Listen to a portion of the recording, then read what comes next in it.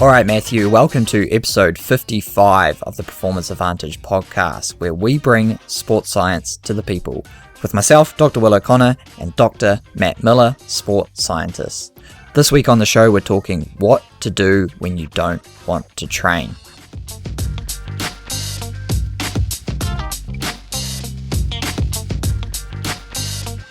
As always, shout out to our sponsors, Smart MTB Training and the Endurance Training Hub, online self-coaching software to help you become a better athlete. Go check them out and support the show.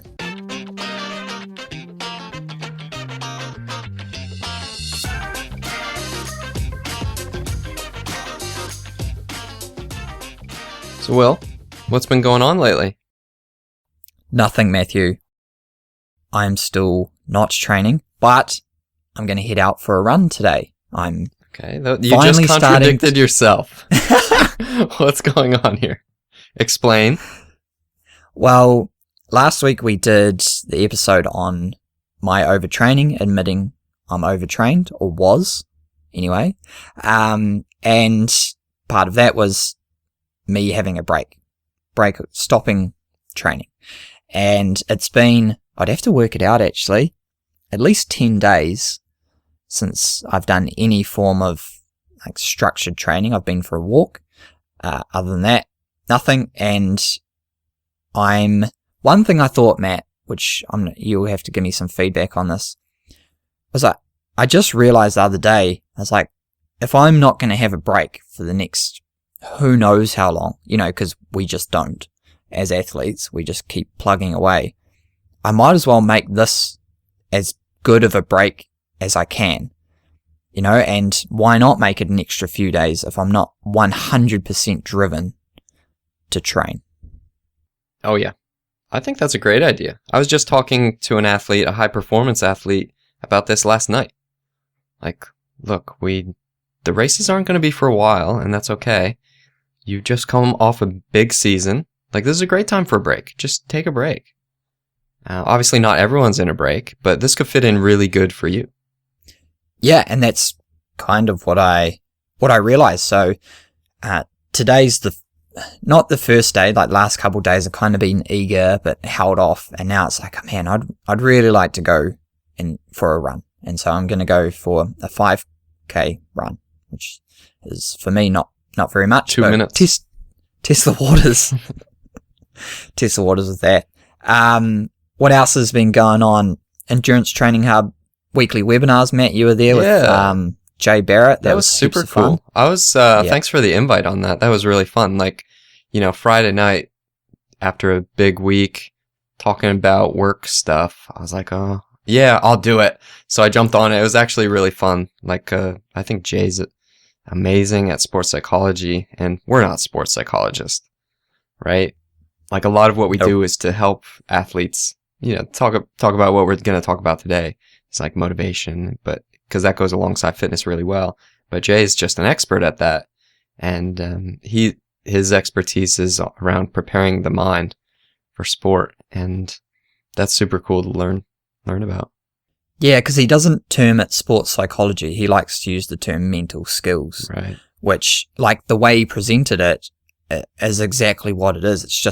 It's like any other skill or training that you do to enhance your performance. And so I really like his approach, and everyone enjoyed it. So yeah, being able to put more time into that kind of stuff, writing training plans. But Matthew, like, you're getting the feedback, you're in it at the moment, kind of the opposite end of the spectrum of where I was, like, from overtraining to you kind of can't be fucked. Yeah. So that's this is kind of what stirred this whole thing up, is I just haven't felt like riding lately. And it's not a great feeling to not want to go riding, because I'm sitting here thinking, like, well, this is what I do. I should really want to do it. And I've been through periods like this before where I just didn't want to do it, and I've kind of pushed myself through it because I had a goal that I was working towards. And then, you get to your goal event, and then you take a break, and then things start to equalize. But for me, without having a training goal, I just kind of go out and I exercise, every day. And lately I just have been really busy with work, and it's really been stressing me out, and I just haven't felt like riding. So I've just had to be okay with that. And from experience, I know I can be okay with it. But for an athlete, they're going to hit a period of time where they are not motivated. So we kind of want to talk about how we can get through that. Yeah, and it also perfectly well timed. I get this message from one of our listeners. I'm lacking motivation lately. I think I've overtrained a bit, but had a week off. But I've just been questioning why I'm bothering to train lately. Have you guys done a podcast on that yet? Yeah, and we were already talking about doing the podcast on this exact topic. But yeah, so we've set out a kind of like 10 different things at least that you can do to try and not necessarily gain your motivation back, but at least gain some direction into where to go, like what to do when you can't be stuffed. So like Matt, some of the feedback I'm getting at the moment, what am I training for? What should I be training for? What's the point? I think I'm overtrained. And I think I'm overtrained kind of was a bit of feedback after the last week's podcast where people are like, oh, damn. Yeah, that's what I've been doing. Damn you, Zwift. Yeah, exactly. That's pretty funny because we got a lot of messages about people like, I think I might need a week off after this. Like, well, if you think you do, you probably should. You definitely yeah, do. You probably should have done it a few weeks ago. But I think that one kind of hit home because people have been, like, life's changed. And there's a lot more Zwift going on. And we know that can be dangerous. Isn't that right, Will? Yeah. Yeah. I can. It's funny when we talk about motivation with athletes, and it's our job as a coach to give an athlete exercise to do so that way they can get better. And it is a guarantee that sometimes motivation is going to be low, depending on when the goals are. And usually what we try and do in training is control how motivation is going to coincide with your best fitness and your best performances, because we want you to be super motivated when you're ready to perform. And athletes are going to go through peaks and valleys. But I think sometimes as coaches, we almost put this expectation on ourselves to give athletes the right training to do. And sometimes that could be telling the athlete to not train at all. So I've, taken a step back and said, okay, well, if this is what an athlete needs, we need to make sure exactly that this is what they're doing. If they need to be not focusing on training right now because that's better for the overall picture, let's make sure that they're definitely doing that. Yeah. Yeah, it's the hard one then becomes like, you definitely need a rest, but their motivation is high. Like, that can be a juggling act in itself. Yeah. But yeah. It happens all the time after a peak event, right? Because we're so motivated going into our peak events, and we've trained for so many months leading into them, and we've rested heading into our peak events. So we're super fresh. And then we finish our peak event, and if it went really well, we're probably still feeling really good. And normally what I do with my athletes is I say, okay, time to not train. And that is a hard sell, isn't it?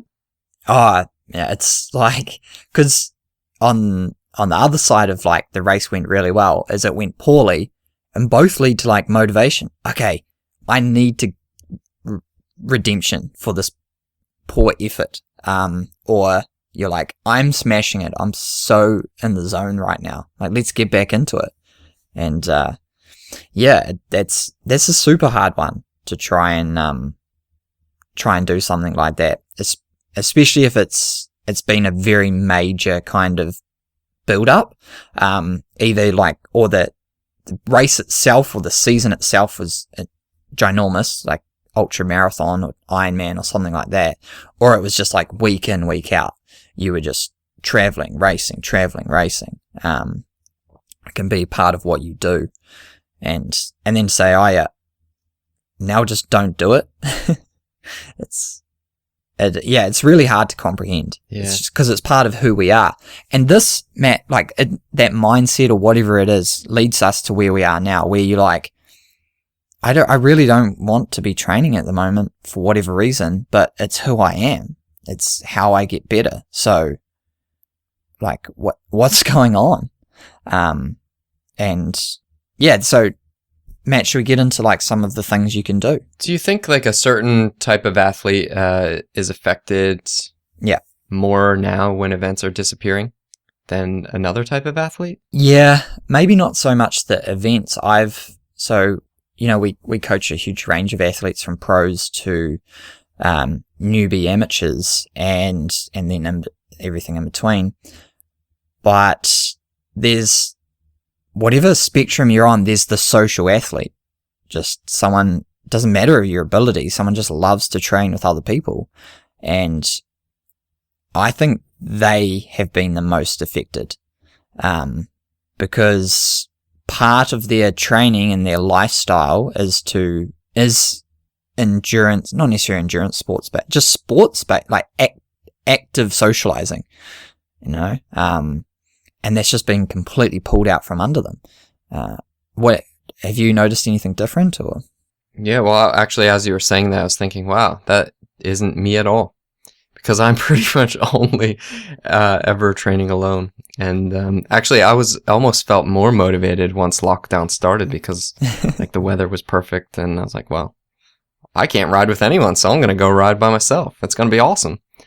And it was great for a really long time. But yeah, I think there are a lot of athletes, especially with mountain bikers, I find that it's about the race, right? Like, I'm training to be better at this race because it's a little more difficult if we don't have a power meter, especially to hit training, to set tons of measurable training goals. A lot of times what we're doing is trying to improve aspects of our race performance. And if you're talking about an enduro or a downhill athlete, what they're going to do is they're going to have to race against the clock. So racing is just a massive part of that, apart from some of the smaller things that we can measure. So with the races out, like kind of out of the question until probably August is what it's looking like in the US.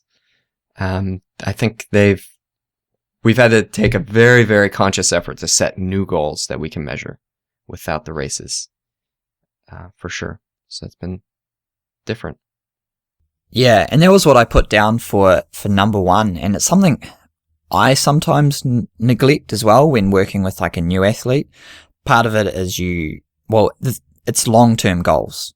And so I've said like, beyond the next race or season. Often we don't know how long athletes want coaching for as well. So you need to, assess the immediate goal and target that. But I definitely fall victim to this, Matt, where I kind of only really think about what's next, not like, well, actually, I want to also continue to be doing this and improving in 3 years, 5 years. Am I doing the right things now, or am I really just trying to get a little bit faster for this next race? And I definitely fell victim to that, like just recently, where like, what I was doing wasn't in line with trying to improve in 3 years from now.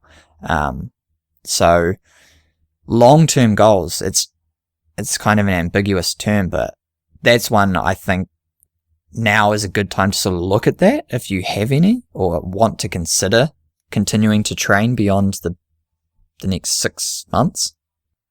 Yeah, long-term goals are, like, I love long-term goal setting, and it's super easy to do with a junior. Because when we're working with a junior athlete, at least what my target is always, okay, how can we make sure that they're good after they're out of the juniors? And one of the best ways for them to be good after they're out of the juniors is to make sure they stick with it and that they don't hate it. So when you're setting long-term goals, it's easy to kind of break it down and say, okay, well, we're going to hold back until here, and then we can really unleash the beast to help you like hit your long-term goals. Then with an adult, like, they're pretty set. Like, you're going to have the same routine pretty much for the next 3 years. And training is usually a really big, it's an addition to what you're doing in the rest of your life.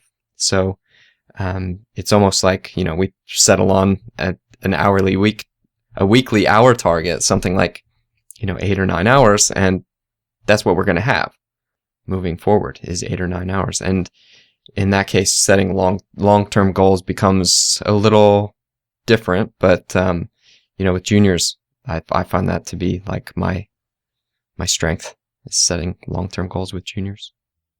Yeah. Yeah. Sometimes, you're right. With adult athletes, there's so many commitments. It becomes so hard to say, well, I'm definitely going to be able to do this event or these series of events in 3 years' time. You don't know if you're going to get a promotion or you're going to have to move house or there's just so many things. But for a lot of people, the fundamentals of your life don't really change. So it could be something like stepping up, in a distance, or, traveling for an event, something where you can save money and you can really try and get to your best level for a overseas event, like a kind of destination holiday event. That can be really fun. A fun way to do, keep this motivation thing where you're like, you know what, now there are no races, there's nothing on, but I'm still training because I really want to go to, do Cape Epic or something crazy like that in South Africa. So those long-term goals, they don't necessarily need to be performance-based, but if you have something more than 12 months away, it can at least bring you back in line with your why, which is something we'll get into later. And yeah, so we got long-term goals, Matt. What else have we got? Well, I think that actually ties in really nicely to our second point, which is taking a break, because to stay motivated for 12 out of 12 months every single year is, you might think in month 1 that there's no question about you staying motivated, but it is impossible to stay motivated every day for 12 months. And taking a break is not only important for the body to recover, but also for the mind to recoup and to get prepared to push it again. And when you have a long-term goal, you're able to have a specific time set aside for your break, kind of like the break that you're having now, right? When I started looking at my long-term goals, it started to be like, 2 weeks, 3 weeks, 4 weeks away from the sport, structured training or anything is like nothing over a 3-year goal, Like, if I'm going to commit to this for 3 years, 1 month is probably a good amount of time to have off every year to make sure I am still motivated and focused. But and definitely I do this when I finish one event, have my recovery afterwards, and then look at the very next event, which is in 12 weeks, 10 weeks time, it's outrageous to have a month off. That's going to cut into the very core of my training to get ready for that next event, and then the next event, and then the next, Yeah, they do. You would never have a break, right? If you did it that way. Event. Well, we don't. It's like you have 1 week, 10 day, you don't ever, so a lot of people I shared, Kieran McPherson, a triathlete that I work with, he did a backyard Ironman. He dug his own pool, right? So not everyone saw this. He dug his own pool. How far was his pool? 25 meters. Okay. I can't, that must have been a day's work at least, making a pool. Yeah, so his parents, he's in Matamata, Hobbiton, for, Lord of the Rings fans, and his parents own a roading contracting business. So they had all the excavating equipment, and they literally dug out a 25 meter swimming pool, like a standard distance swimming pool, 2 meters wide, 1.5 meters deep, filled it with water so he could continue to swim when everything's closed. And then part of this motivation thing, he's like, man, like, I love testing myself. I love doing it. I don't really care about a 10K time trial. I don't care about a 20-minute power test. Like, that's not getting me buzzed at the moment. I want to do something crazy. So not only did he do an Ironman on his farm, he did it off-road on his mountain bike. Yeah, that's a bit, that's like a Ironman plus, because he was going up hills, down hills, off-road. And part of the motivation also is he made his own mountain bike track. Like, so, he's a pro athlete. He's paid by his sponsors, and so he didn't, like, he had training, but he had no travel or anything to do. So he had a bit extra time to concentrate on building a pool. And anyway, he did the Ironman in his backyard. I actually kind of forgot where I was going with this, Matt. You just wanted to tell that story because it's a really good story. I did because I've forgotten to tell in the past. What he is incredibly good at is at the end of the season, after World Champs or the North American season, is he has a month off. Yeah. Like, completely. Like, he would just go into party mode. Like, he just, he's a dad, he's a husband, he does a bit of, work for his parent, but actually switches. I've never seen an athlete so committed to training and being a professional have such a dedicated amount of time off. But he does it every year, and he just comes back so driven. We have this discussion, like, set out all these goals and things, and it's refreshing to see. Yeah. Yeah, and it's good because then what happens, like, if you have that break that you plan, then you don't have to feel guilty about it. Otherwise, what happens is you end up in a situation like myself right now, where I didn't plan a break because I've just kind of been ticking away, and now I'm like, I really want to break. And then I feel guilty for the first few weeks. I'm like, oh, I don't want to break. And then I'm like, oh, I should have planned a break. I'm like, I didn't. And it's just like this argument with myself. And if you have that break planned because you know you're going to need it anyway, then there's no guilt involved and you can just relax. And that's a really rewarding feeling. Yeah, and so going into number 3, short-term goals, that could be your short-term goal, is to regain motivation by switching off from training. The world, it depends on what media outlet you believe, appears to be opening up again. So we have some new distractions introducing into our lives. If you want to head down to McDonald's, you can do that now. You want to head to the mall, most parts of the world are starting to open up. So there's some new things you can target your focus as opposed to just on what your Strava output looks like. And that could be your short-term goal. Otherwise, well, there's a huge range of short-term goals we could look at. Like, what would be some of yours, Matt? Yeah, I was working with an athlete to set some short-term goals and long-term goals yesterday, and some of the things that we talked about were, okay, we want to hit these hours in the next block. I'm like, well, should we actually be hit these hours in the next block, or should we be targeting specific rides that we've wanted to do that were just really big adventure rides? And then inside this block, we have adventure ride on this day or something like that. And that's something that's going to hit our hours goal anyway, but it's not this looming short-term goal of hitting these hours every week.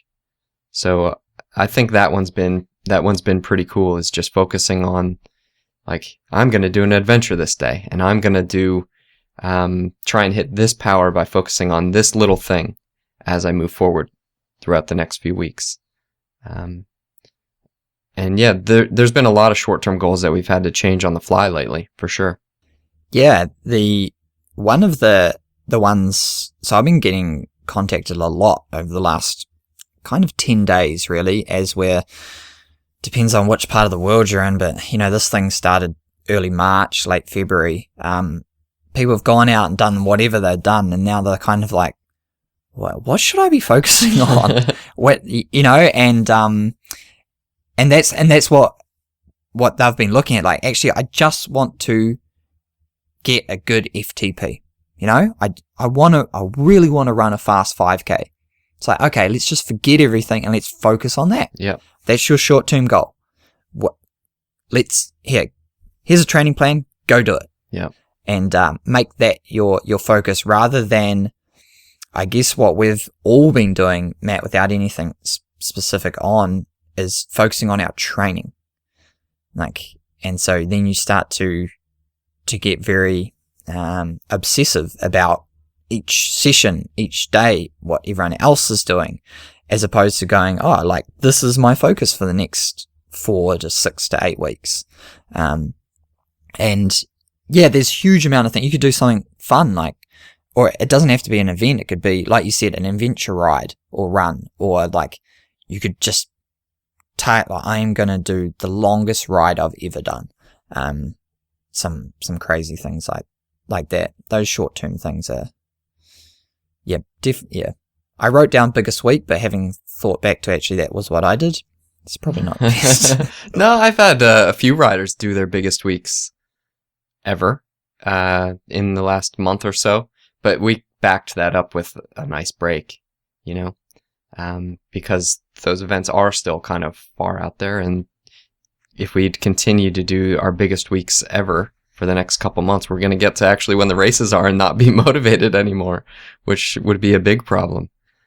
So, you know, whether we pulled back or set new goals or took a break, we know that races are going to be a little bit later. So yeah, and when you're in a break, this is something I've found: walking. I used to hate walking, Matt. It's actually quite fun. Have you tried it? Yeah, of course. I walk every morning. Are you talking like hiking, walking, or like just walking around? No, not hiking, walking. Like, we weren't allowed doing that for a while anyway. But like, so generally, I've set aside, anywhere from an hour to 3 hours for training each day, and then not doing that at all it doesn't feel right. For a day, it's fine, but then being able to get out with James, aka Jimothy, and take the pram around the redwoods, like, that soaks up an hour and a half. You don't really have to go very far. Look, some people are like, "What are you talking about, you idiot? That's walking. Why have you not tried it before?" You sound like you've like found this new revolution of your life. Walking. Yeah, man. Like, yeah. Yeah, it's like it takes heaps of time, and you don't have to go anywhere. It's slightly a revelation of like training without training. Yeah. Anyway, no, walking it yep. uses energy, right? And it's not like a huge amount of energy, but what you're doing is you're doing muscular contractions aerobically, and with pretty much no impact. And this is even walking on flat ground. So you're getting the heart rate up. I don't know, what do you get it up? 20 beats or something like that once you start walking? Yeah. You know, it's more than nothing. And it's moving your blood all around your body. I think walking's great. Yeah. I mean, you're not going to get to be like race shaped by just walking around town every day. But it's a good way to like get the day started. And I listened to this podcast about this guy that did massive adventures on his bike, and he was just bike touring around the world. And then he had kids. He's a bit like you will. And, you know, he realized he couldn't go as far. So what he started to do was have micro adventures. Oh, yeah. And this would be things like walking around his neighborhood and, you know, going hiking in the woods from his house and camping around and just experiencing totally new things not far from home. And that was his way to kind of cope with this new dad life and being, having to be closer to home. And maybe he had his kids with him some of the time. So that was pretty cool. And after I heard that one, I was like, yeah, I'm going to walk more. And we walk pretty much every day. So all for it. You can thank me later when you try it out. All right, Matt. Taking this time to further your knowledge with a book or the Performance Advantage podcast online course launching 1st June. Yeah, you're saying you're getting heaps of traffic to your website, which has incredible blogs on it. Like, I feel, I was in this position. When I was severely overtrained and all I wanted to do was find out what I'd done wrong. It was really exciting and kind of challenging to read all this new material about different training methodologies and philosophies. And there are some great books out there, great online courses, not only ours, but Training Peaks has some great ones. And now's a really good time to do that, to see if, there is something you might want to try and apply, like a system.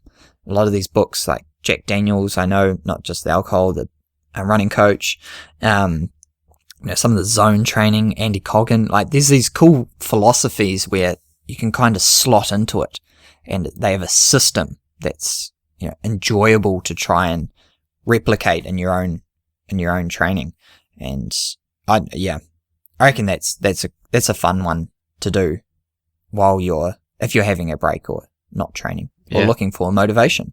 Yeah. I remember when I was trying to do these absolutely filthy interval sessions outside, and I'd be like, man, this is going to be so hard. And I just have to scroll the internet for about an hour trying to get motivated, looking at race reports and photos of people suffering. And then I'd be all G'd up and go do it.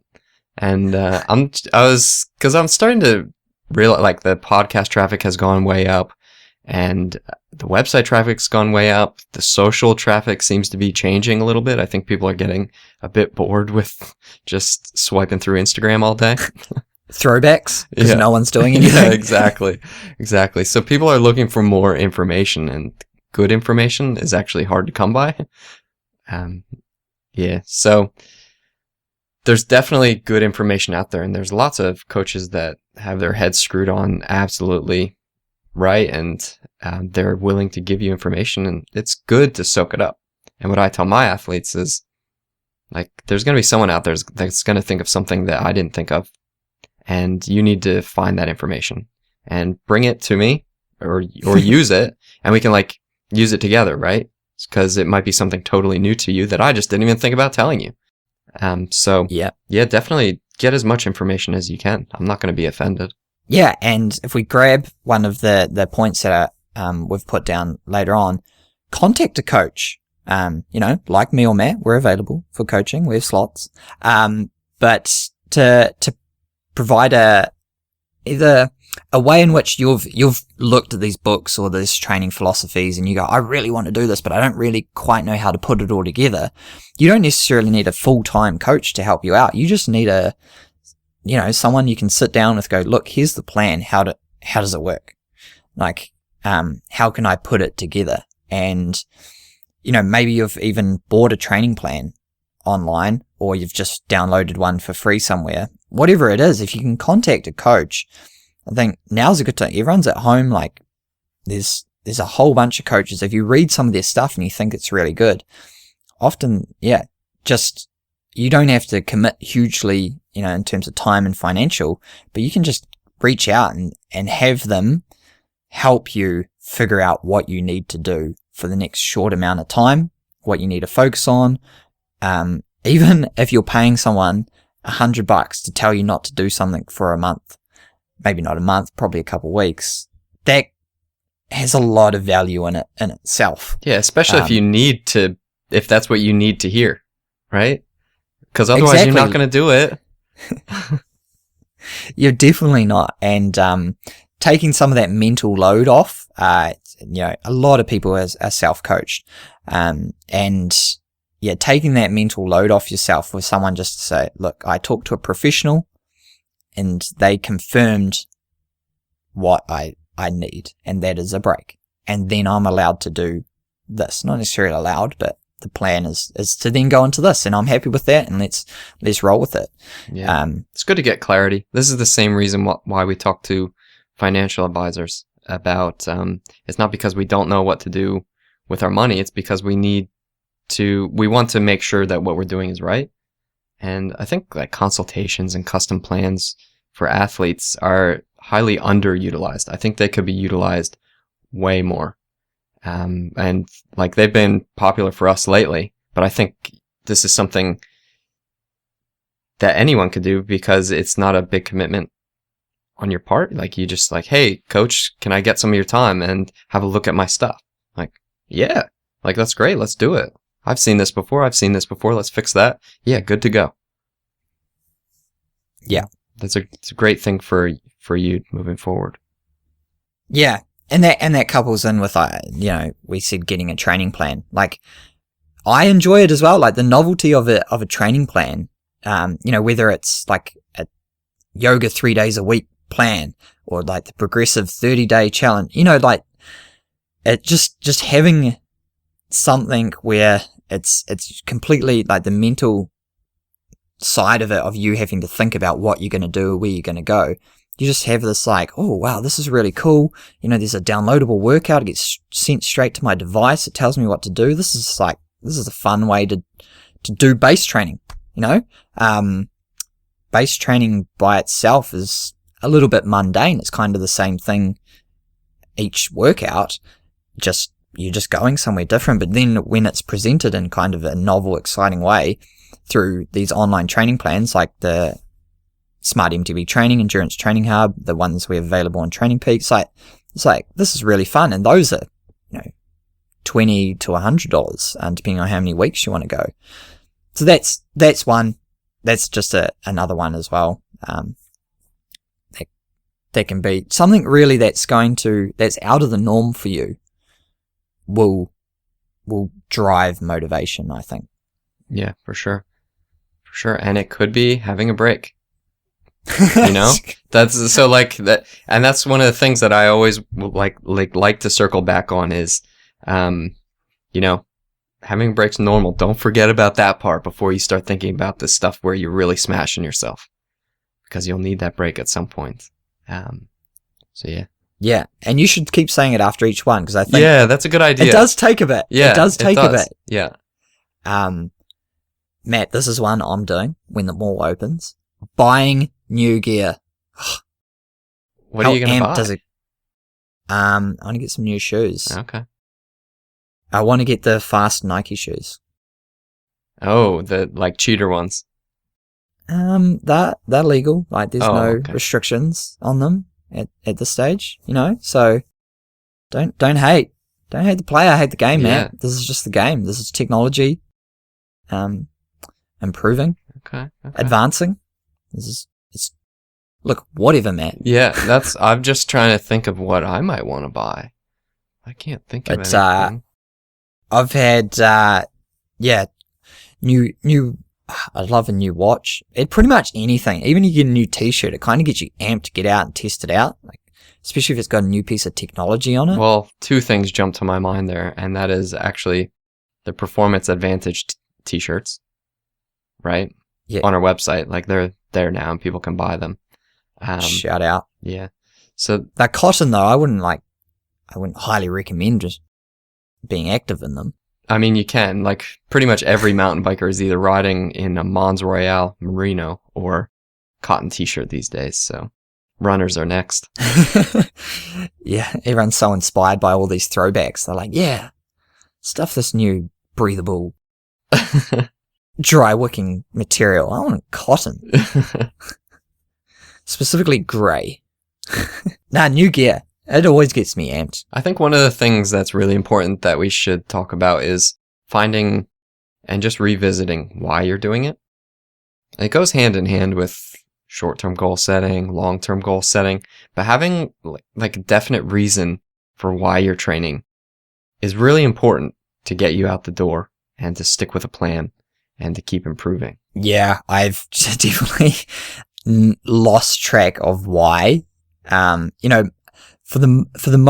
Why we should be training is generally a personal performance enhancement, like a self-improvement, I guess. This is pretty much why we got into these sports, the challenge of it, the self-satisfaction of like completing a task we once thought was not achievable, those kind of things. But then, Matt, like, it's the social media world. We can very much quickly get drawn into the metrics and becoming detached for our actual, why we started training and now why we are continuing to train. right? Yeah. Yeah. Yeah, I think you just have to remind yourself of why you're doing it. I remember like some athletes, you'd go into their home training room and you'd see these photos and maybe it'd be like an Olympic logo. I remember seeing that lots of times, and it's something every time you're in your training room and you see this thing that reminds you what your big, maybe a stretch goal kind of is. And you're looking at that every day and you're just reminding yourself. And maybe you're not saying, I'm going to go to the Olympics every day, but you're just thinking about it. And that's a goal for you. So one of the ones I had this, and I'm not saying this is a healthy goal, but I had this photo from the start of a race, and it had everyone there lined up, and we're starting, and there's this dude out in front, and I'm in last place for my first race. And I used that as my motivation, because I'm like, man, I really sucked at this first race, and I want to be way better. And that got me through like a big winter of, like my first winter of training. And the next race season went pretty good. And that was my why, is I wanted to be better than what I was before, because I knew how bad I sucked. So I was constantly ticking away on my training anyway. And, that's not a measurable goal. I don't think it's super healthy to always be comparing yourselves to each other, or to other people that you're racing with, even though there's problems with that because you are racing and you want to do better at the races. But, yeah, it was a good reminder for myself to just kind of get me going. Yeah, I've used stuff like that as well in the past, but I've also been like, I guess, drawn into wanting to do a little bit extra to make sure I didn't put on a bit of weight, or that I would hit, that weekly target, that arbitrary number. And that happens now as well, and that can cause you to lose motivation, because you're like, if you were to say doing it for a weight loss thing, like a lot of us athletes, we want to have an athletic physique. We want to maintain or lose a bit of excess fat. And that's not why we got into this, and when that becomes, it's all right to have that, it keeps you in line. It keeps, in terms of your dietary sort of requirements and what you're doing. But then when it becomes too much of a focus, which it easily can, then you're like, you probably won't be losing weight because you'll be overtraining yourself or doing incorrect eating training relationship. You're just again becoming that detached from like, oh, actually I'm doing this because I really want to do well at my next race. And like not eating and overtraining are directly conflicting with like the major why of my goal. Yeah. Athletes have all different kinds of whys. Like some just want to be the fittest athlete they can. So then it's up to me to help them set goals that we can measure. And we can make sure that we're improving our fitness, and, this is getting better, and this is why we're doing that to improve this. And that's my job, is to help you figure out the measurable part if your goal is to just improve fitness. But others we want to improve this race performance, and it's my job to help them find measurable goals to help them improve that race performance. So that's another benefit of working with a coach, is to help you keep that goal and turn it into something that you can measure moving forward. So yeah. But do you think, you said about losing weight, do you think this is a good time to try a new diet? Like, should someone try your low carb diet? Yeah, I'd say now is a great time to, now especially, man, I don't know about you, but I've definitely been comfort eating, using the excuse of lockdown to consume more chocolate than I otherwise would. Yeah. And and when you have these diets, and I'm going to call them diets, and I don't really care if it's a fad, like if whatever you're doing, if you're only actually planning to do it for a month, a few weeks. Like I did vegan for a month just to try it out. Like for me, it was novel. I wanted to, don't knock it till you try it. So I did it. But all of these things, whether you like it or not, whether it works for you or not, these diets teach you more about food, right? It makes you more aware about what you're consuming and how that relates to your training. So whether it is a low carb, let's just do the two ends of the spectrum kind of thing where you have low carb and you have vegan. And you're like, wow, not eating meat really has done the things that, the vegan social warriors have told me continuously over the last few years that it does. And vice versa for a low carb. You're like, wow, I'm just feeling amazing. And then maybe it doesn't. But at least like for the next period of time, you're actually focusing on not eating junk food and trying to get quality food, because any diet isn't going to promote eating junk food. It's going to promote quality. And yeah, that's where I think, and now because we've all done whatever we kind of wanted over the past period of time, it's probably good to get yourself in line in terms of what you've been eating. Yeah. What about you, Mel? You going to do a diet? Nah, probably not. I think diets are a slippery slope because it's easy to get into a trap of trying to lose weight, and lose sight of what the actual target weight should be.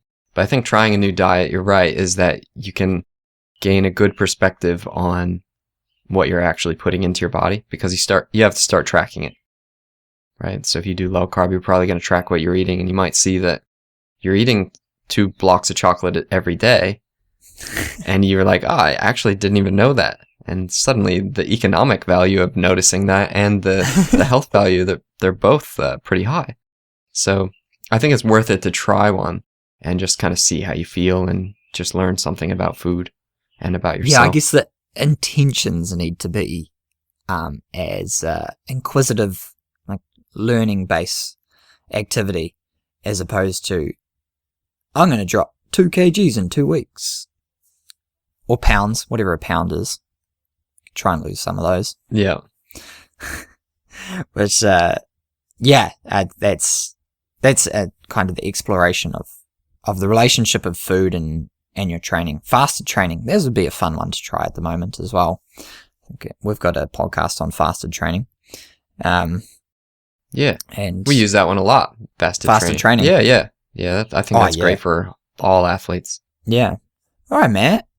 I think we've covered enough points for people. Someone should be able to pull something out. You probably have one last thing you're going to say though, Matt. There's a hint for me to tell you, for you to say, take a break. Oh yeah, Will. Take a break. It's okay to have a break, Matt. It's okay to have a break. And it is, Matt. Take a break. Yeah. We can just, Matt, just have a break. This week, it's totally okay. Actually, today's looking like super good, so I might just head out for a cheeky ride. Here we go. Slippery slope. Listen to the sky. Yeah. Okay. I'll have a break. You're not allowed. I'll be checking your Strava. Okay. Cool. Don't just put it on private either. I don't even know how. All right, guys. That's us for this week. As always, can you post about the show, share it? I don't even know what you do, what social media you're on, TikTok it, just get it out there, tell your friends, tag us, and we'll be sure to, reach out, engage with our fans, listeners, let's call them listeners. Fans sounds a bit narcissistic. Until next time, guys, have a good week.